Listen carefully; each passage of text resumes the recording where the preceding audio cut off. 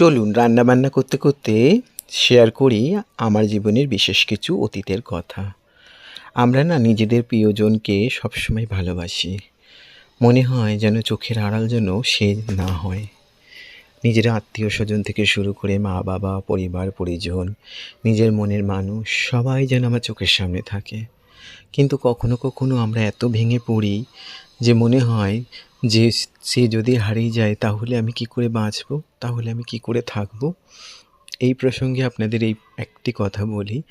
একসময় আমারও মনে হতো যে আমি বোধহয় অন্যের উপর খুব নির্ভরশীল মানসিকভাবে এবং অন্যকে ছাড়া বাঁচতেই পারবো না। কিন্তু সময় জানেন তো সব শিখিয়ে দেয়।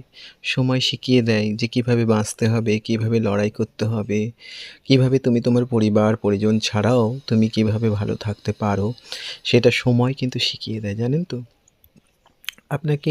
আপনাদের এই উদ্দেশ্যেই আরেকটা কথা বলি যে ভালো থাকতে গেলে আমরা যেরকম অন্যের ওপর মানসিকভাবে নির্ভরশীল হয়েও পড়বো, এইটা যেমন কাটিয়ে উঠবো, তেমন অন্যদিকে নিজের মানসিক শক্তিটা অনেক বেশি শক্তিশালী করে তুলবো। যে কোনো পরিস্থিতিই আসুক না কেন নিজেকে সেই লড়াইয়ের সাথে উপযুক্ত করে তুলবো।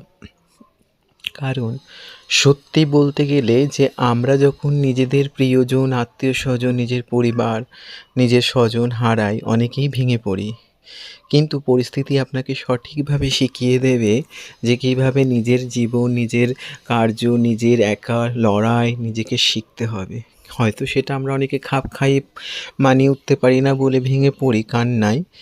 আবার কেউ কান্নায়, কেউ ডিপ্রেশনে, কেউ অন্য মানসিক জগতে চলে যায়।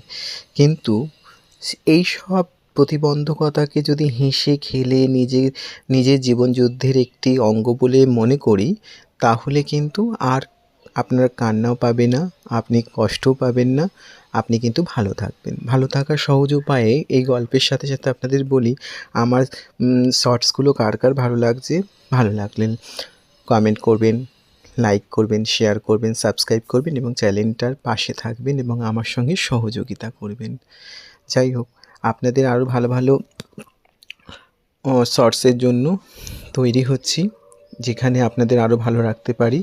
তবে অনেকেই রেসপন্স করছেন যে তাদের নাকি শর্টসগুলো খুব ভালো লাগছে। হয়তো যদি ভালো লাগে আপনারা কমেন্ট করবেন, লাইক করবেন, শেয়ার করবেন এবং চ্যানেলটা সাবস্ক্রাইব করে পাশে থাকবেন। ভালো থাকুন, সুস্থ থাকুন এবং আগামী দিনে দেখা হচ্ছে আরেকটা শর্টসের সাথে।